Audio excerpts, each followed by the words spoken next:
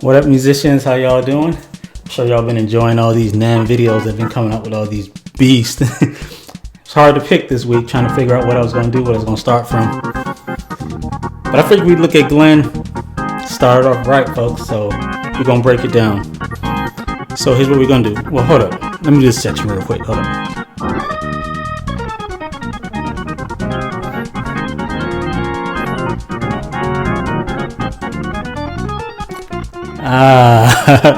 Yeah, man. So he's right now, the groove is grooving in E flat on the bass. And so what I want to do is I want to look at two sections right now. There's two sections that really pop out for me. And what I'm going to do is I'm going to we'll play this section. I'm going to show you what it is. Then I'm going to kind of discuss some of the theory behind it so we can do it that way. So I'm just going to keep listening together until we find that section that I want to kind of emphasize, and then we're going to go from there. Thanks again. Welcome to the channel. Go ahead and subscribe while you're at it. Press the like button now because you know you're going to like the video. And let's do this.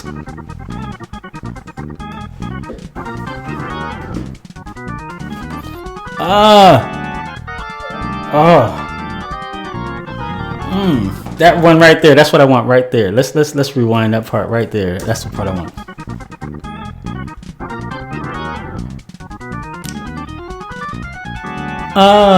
Yeah, that's what we want right there. So so let's show you what those notes are. Let me try that again. Yeah. All right, so we got to get that run. Let's tell you the notes first. You're gonna have an F sharp, G sharp, B, D, E flat, F sharp, G sharp, B, D, E flat, F sharp, A, G sharp, B, D, E flat, F sharp, G sharp, and then A minor, F minor chord. Okay, C sharp, F, A, and then from there.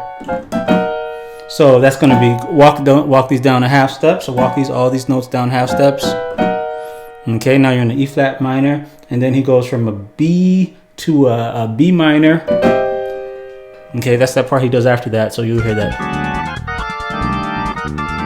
Yeah. So you got to do that part first. So so da da da da, and then. So that's going to be E flat minor chord there to a D minor there. Okay. So okay, so that's going to be a B minor. All of these are minors. All of these are inversions. Okay, they're inversions. Then you go to the C minor there. Let's see what's after that. Right. So okay, so I'll just stop there. So we got the run. Okay.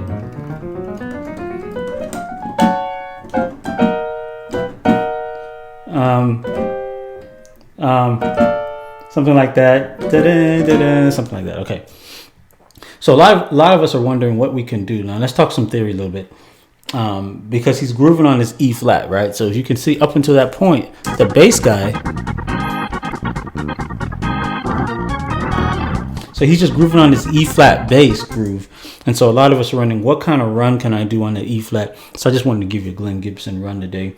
And what I think I'm going to do is I'm going to head on over to the chalkboard, because now that we have the notes, I want to write those notes up on the whiteboard for you. And I want you to understand where it comes from, so that you guys can know what to do with it. So I'm going to do that. Then I'm going to come on back. So give me a sec. All right. So check it out. Right. I think that what Glenn is using is a subset of a certain scale called the E flat harmonic minor scale. Now I'm going to explain this theory for you guys. I need you to understand something, okay? Because I don't think theory is as exacting as a lot of people make it. Like theory is only used for me to help me to make sense of stuff, right? Now I'm not a slave to theory. I know I say this a lot, but some people are so exacting about it. It's like those people on Instagram who be arguing about commas and periods, right? But what we want to do with theory is help us to transcribe at a high level, help us to understand music, and help us to play better, right? And so that's why we don't nitpick at the details. And I want to explain something to you. Now the E flat harmonic minor scale is going to be E flat,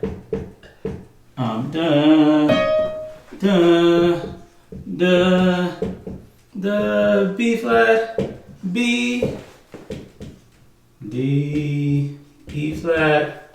Okay. Started on this. I think I said F sharp. I think I did, and I think I did a B. I think I told you D. I think he did that right.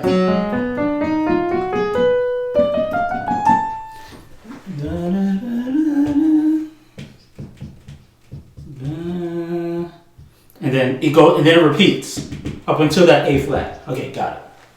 So check this out, right? This is what's so cool about this, is that when you look at all these notes, because Glenn is starting, this is Glenn. He's starting from there, right? And so what I believe he's doing is using a subset, because it would make sense, because what's the bass guy doing in the bottom? He's playing that E flat, he's grooving on an E flat in the bass. So it would make sense, okay? It would make sense that he would use an E flat harmonic minor starting on the third note, because we know that that F sharp is the same thing. Then he goes to an A flat, which is that. He skips that. He goes there. He goes there. He goes there. He goes to the F, and he repeats. Okay? So that's why I made a statement about theory, because someone may say that's not the E flat harmonic. Yes, it is. It's a subset. You can play around with the scale and come up with so many neat things. You don't have to use every note in the scale for it to be the E flat harmonic minor, right? You can use subset of it, and now you understand a bigger picture of what's going on. It allows you to make improv decisions just because you know the basic scale. You can choose notes that sound good to you. You don't always have to start on number one, right? So that's what I think he's doing, and then he ends up on that C sharp minor. All right, let's go back to the keyboard. Okay, so now that we understand where it comes from, okay, and how to use that, and what scale, that harmonic minor scale, let's go ahead. Let's try to play it with him, this part, and let's go on to the next section.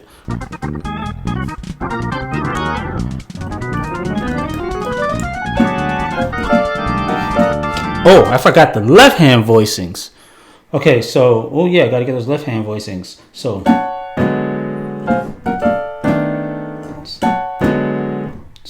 it'll be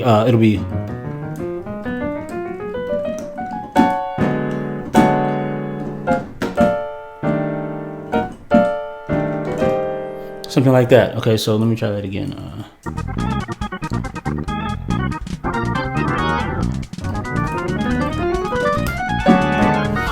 Yeah, that's it. Done. So this is the left hand voicing here. This B minor 6 here. D, F sharp, G sharp, B. I forgot that part. And then C sharp, F sharp, A. And then and I think we'll go here for this voicing here. E flat, G, A, D. Alright. I can't get the timing on the left hand. Anyway, y'all see how it is. I think that should be enough for that one. Yeah. Yeah. No B on that. Yeah. See, because I would have done this. Initially, but there's no B there, which means that he has a G and an A instead. But remember, this is all over that E flat bass. So this is giving you so many ideas, because these minor chords, these minor inversions can all be used over this E flat. So you got this F sharp minor over E flat, right down, over E flat. This is a D minor, it's over E flat as well, right? And then there's a C, is a C minor over E flat, right? And then this B flat minor over E flat. You gotta experiment with these minors, but you gotta know your inversions before you can even pull something off, like pull something like this off. You gotta know your version. That's the reason I have an inversions course on my website. All you gotta do is just go log in my entire practice schedule, because I'm not gonna be able to really execute Glenn Gibson runs unless I'm practicing Hannon at least. And I actually have a schedule of me practicing Hannon and how I do it. So I just, before this video, I probably spent about 2 days of Hannon for about 45 minutes each day before I did this video, so I could at least not flub the whole process of trying to execute the run, right? Because the hearing is only part of it. We got to be able to execute. So let's see. Okay, let's go to the next part, all right? Let's go to the next part. I want to go to the end because there's a section that I really like. All right, let me get this. I'm trying to find that second one. It's when the organ. It's when he really brings the drawbars. He brings them back in, and he really does some nice stuff that I was listening to. So I want you guys to hear it. Let me fast forward this part here. That's it. This is right here.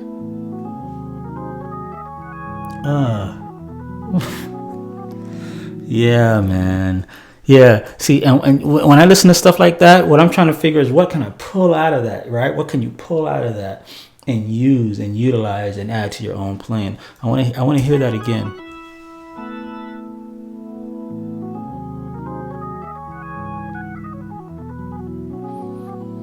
Man. Oh, yeah, man. So that phrase is so nice.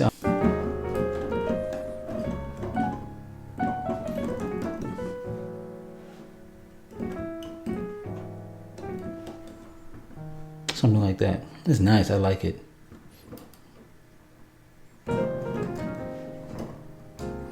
Something like that. Anyway, man, yeah.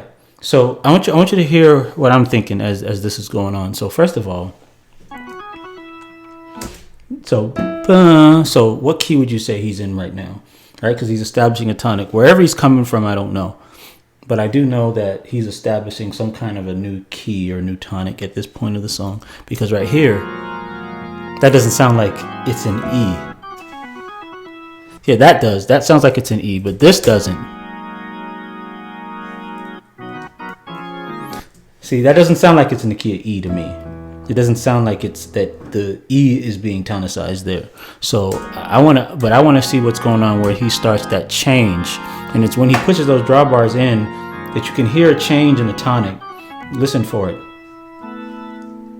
See, he's playing the sus voicing here. So to me, this is like he's in the key of E. But then if you listen and you keep listening, but that's not E. Because if I'm playing an E scale, C sharp, D sharp, E, there's no this chord he's doing here,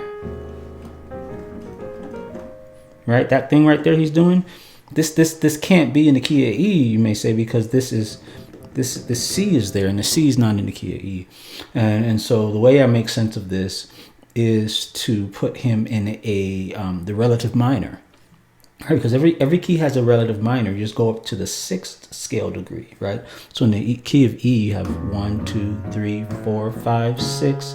So a lot of times, if you're in the key of E, you could be thinking as if you are in C sharp minor, and a lot of your moves can come from C sharp minor. And so what I think he did, but the thing is, even if I played in a C sharp minor, the relative minor, that still doesn't have a C. So what I think he did is went to the C sharp melodic minor, which is this, which only flattens the 3rd. Now that would make sense. Why would that make sense? Because this first, all of those notes come from the melodic minor. How do I know? Well, let's go explain that on the whiteboard for you so you guys can see how that works. Okay, let me explain why I think he is, what I think he's doing here. So I think he's moving from E major, right, to C sharp melodic minor. And so those notes, let's get those notes first. Well, no, before I get the notes, we know that he starts in E, as I was showing, and then he quickly switches to that to do 2 chords as left hand, and then he moves back there to do the run. So that's why I said it's happening very fast, right? So, and I know I'm dark on the camera, but you can see the board, right? Now, so check this out. The notes in C sharp melodic minor, right, would be C sharp, D sharp, E, da, da, da, da, F sharp. See, here's the thing. I don't have perfect pitch. If you give me a C sharp with relative pitch, you should be able to find the other notes. because you are using it, you are finding notes in relation to another one. That's why we call it relative pitch. All right? So that's why it sounds like some of y'all are saying, do you have perfect pitch? I'm just remembering what this note was and doing all the other notes, their distance from that note. Da, da, da, da, da. It's a G sharp. I don't need perfect pitch to tell me that's a G sharp because I can keep telling people, as long as I know that one, then that's going to be right. All right, so G sharp.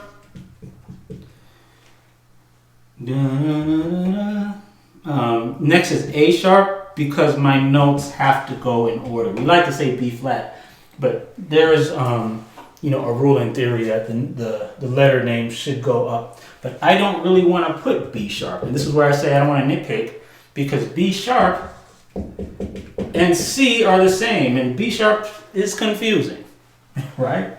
So let's go ahead and write C, okay? Because that's easier. And then from there it repeats, all right? So now what I'm going to do, because I need to show you guys something. All I'm going to do is I'm going to pause the video and write this 2 times more so I can show my point here. All right, so hold on.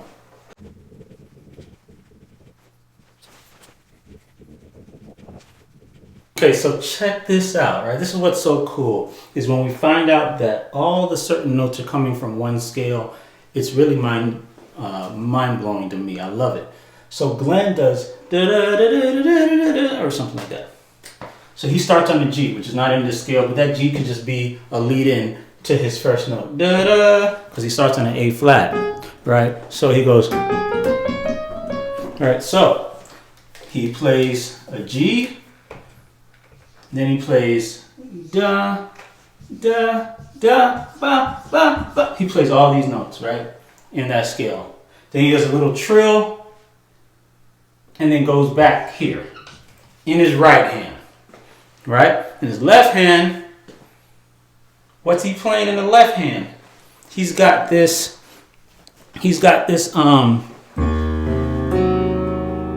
this chord here, E flat, C, and F. E flat, which is that. This is called inharmonic spelling because they are the same note. Da, da, da, da, da, da. He plays that in his left hand. Look at this. All these notes coming from one thing. And then he moves from that to, oops, I forgot to put a sharp here. And then he goes in his left hand and plays da, da. Is that da? Da, I think. Da. See, I don't have purpose. Da, da, da. Okay. So that's so cool. So left hand 1, left hand 2, run, or whatever you want to call that. See, isn't that cool? All this stuff coming from him switching from E major to the relative melodic minor quickly and then going right back to E major again. Cool stuff, man. So isn't that the coolest thing? So we're coming from that melodic minor scale, but look what's so cool after this. What's so really neat about this? And some of you guys may say, well, how did you catch that run? How do you know what that run is?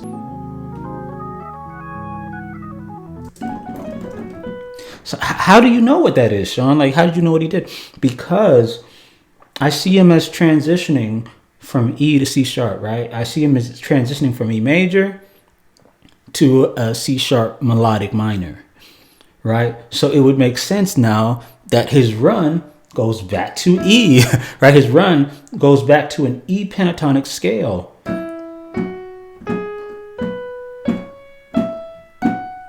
But he goes down instead. So you see him, he's in the melodic minor here. You can hear that's a minor sound, right? And then now he's back in E. See, now he's in E now. You see, so that's what's so cool about this movement, is that it's a seamless change from a major to a melodic minor, back to major again, without a lot of people even knowing what happened, right? So that's really cool. And man, this stuff is, I can do this stuff all day. I love this kind of thing. I'm just so glad that you guys are watching with me. So I don't know what I'll do next week. I'll probably grab another NAMM video, but kind of study this thing is really cool. You know, one thing that you could do is use this whole thing as an intro. What's the song? My God is Awesome is in E. You know what I'm saying? So if you were to take, what did you do there?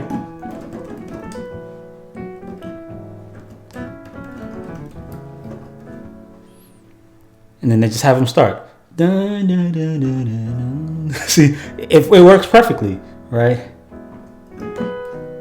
So again, we're in the key of E. So all this kind of thing, you got to think of where would I put it. You could use it as an intro. You know, you could use it as outro, whatever you're thinking of. So I mean, it works great for that. So thanks, guys. Thanks for watching the channel. I hope you enjoyed this video.